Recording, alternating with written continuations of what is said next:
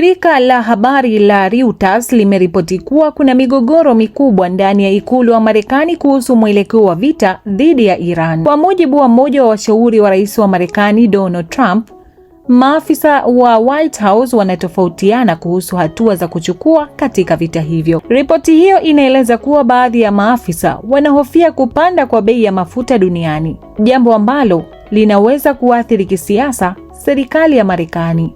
Wakati huo huo, maafisa wengine wenye msimamo mkali wanashinikiza kuendelezwa kwa mashambulizi dhidi ya Iran. Ndani ya White House pia kuna mjadala kuhusu ni lini na kwa njia gani Marekani inaweza kutangaza ushindi katika vita hivyo. Mapigano hayo yanaendelea huku pande zote zikionyesha msimamo mkali katika eneo la Mashariki ya Kati. Tuandikie maoni yako chini ya video hii. Usisahau kusubscribe MHK Online TV.